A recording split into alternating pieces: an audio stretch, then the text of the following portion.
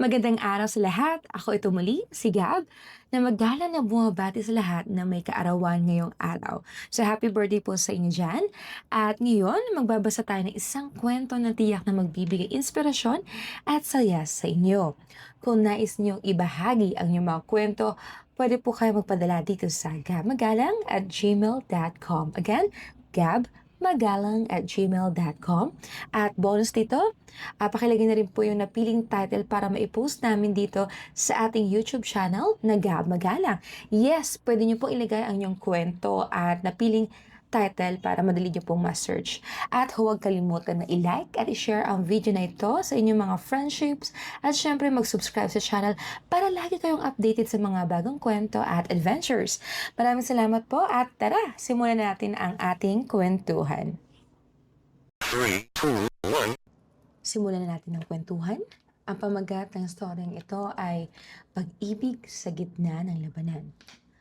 Sa Abu Dhabi, isang modernong lungsod na puno ng pinagdaraanan ng mga tao sa gitna ng mga pag-atake at kaguluhan.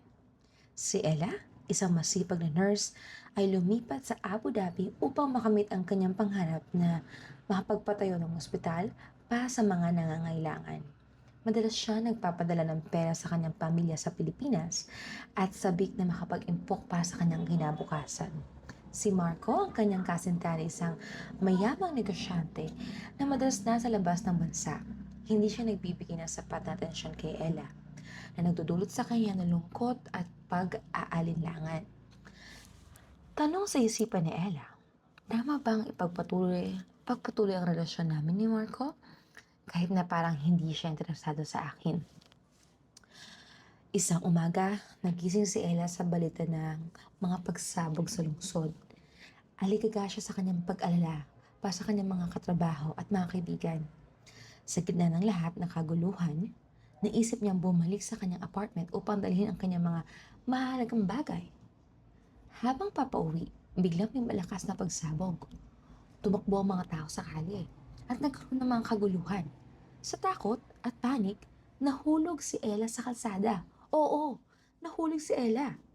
Si Simon, isang mayamang negosyante na nakabase sa Abu Dhabi, ay naroon at agad na tumakbo upang iligtas siya. Are you okay? Tanong ni Simon. Habang tinutulungan siyang bumangon, ang sabi ni Ella, wala, ang mga pagsabog. Simon, kailangan natin maghanap ng silong. Ang bongga. Okay. Nagtatagalog si Simon. So, dinala ni Simon si Ella sa isang evacuation center habang nag-aalala ang lahat ng sa mga susunod na mangyayari. Nagkaroon sila ng mga pagkakataon na magkakilala sa isa't isa. Ang cheesy ng mga bakla dito. So, nakita ni Ella ang malasakit ni Simon at unti-unti nahulog ang kanyang puso sa kanya. Agad-agad, girl!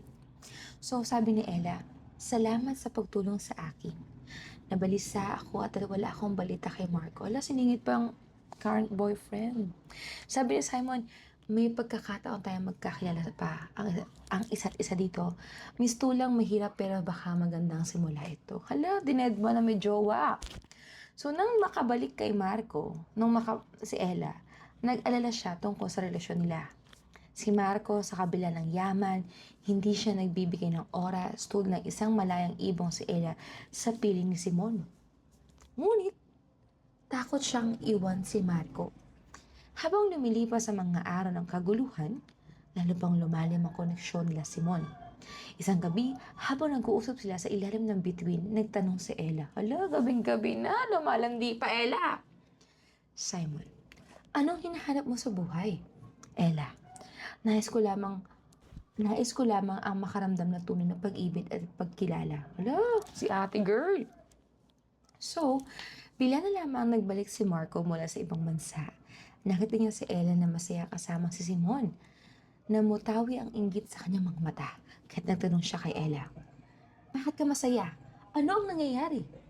Naramdaman ni Ella ang tensyon sa pagitan nila. Alam, ang ganda mo girl, haba ng hair mo! Pinili niya maging tapat. Marco, naguguluhan ako sa mga nangyayari dito. Napagtanto ko, kailangan kong alagaan ang sarili ko. Na humarap ng iba? Charis to si Ella eh. So, sinubukan ni Marco na ayusin ang kanilang relasyon. Ngunit, nahirapan siyang bawiin ang tiwala ni Ella. Ay, ang landi. Patuloy ang mga pagsabog sa labas. Ngunit sa kabila ng lahat, nakahanap sila ng mga pagkakataon na mag-usap ni Simon. Itong sabi ni Simon, hindi mo kailangang ipilit ang isang bagay na hindi na makakabuti sa iyo. Isa rin tong sulsol. Habang nasa gitna ng kuyom na nag-aayos, pinili ni Ella na makipaghiwalay kay Marco. Sa malamig na gabi sinabi niya, Marco, kailangan ko makilala ang sarili ko. Hindi ko kayang manatili sa isang relasyon na puno ng pagdududa. Ay, iba rin si ate girl. So matapos ang mahirap na desisyon, kinailanganan ni Ella na bumalik sa pagtulong sa mga biktima ng pagkasira tulad ng mga pagsabog. O nga pala, may gera ngayon sa UAE, Diyos ko Lord. So sa tulong ni Simon, nakabuo siya ng isang komunidad na tumutulong sa mga nangangailangan. Ay, very good ka dyan, girl. So dito, lumalim ang kanilang pag-uusap at nagawa nilang strengthen ang kanilang samahan. Very strength, ha? Sabi ni Ella, minsan sa gitna ng gulo, nakita natin ang tunay na halaga ng buhay at ng pag-ibig. Nagpag-ibig si ate girl. Dahil sa pagtutulungan nila, nakapagpatayo sila ng isang maliit na health center na nagsilbing simbolo ng kanilang pag-ibig at dedikasyon sa mga tao. Ayan, bongga, may pera. Sa tulong ng mga donasyon, unti-unti nilang naitayo ang isang ligtas na lugar para sa lahat. Ay, very good ka dyan. So, sa ilalim ng mga bituin, nagtanong si Simon. Si Simon o Simon? Simon na lang. Kay Ella, handa ka na bang harapin ang mga susunod na kabanata ng buhay? Buhay mo kasama ako? Alalandi. Sabi naman ni Ella, girl, oo. Sa mga pagsubok at hirap, natutunan ko ang tunay na pag-ibig ay kanyang bumangon sa kahit anong laban. So, ito ng wakas mga friendships. Sa kabila ng gulo at takot, natagpuan ni Ella at Simon ang kanilang pag-ibig. Pinabayaan nila ang nakaraan at pinili ang hinahanap na puno ng pag-asa sa kanilang bagong simula dahil dalan nila ang aral at alaala ng kanilang tinahak na daan. Nagpapanday ng mga maliwanag na bukas sa gitna ng laban. Ayun. So, ayun na nga. Nakahanap na ang pag-ibig tong si Ella kay Simon. At ayun na nga, sa mga gusto pong magbigay ng mga kwento, again, sa mga gusto pong magpadala ng mga totoong kwento po nila dito sa ating YouTube channel, pwede pong ipadala ito sa gamagalang@gmail.com at pwede nyo pong ilagay ang gusto nyo pong title para madali po natin ma-search at ma-share po sa mga ating mga kaibigan. Pwede rin po kayong i-share to sa mga friendships nyo na gusto nyo, basta kaya nyo na yan i-share. Alright? So, thank you so much and have a nice day po. Bye!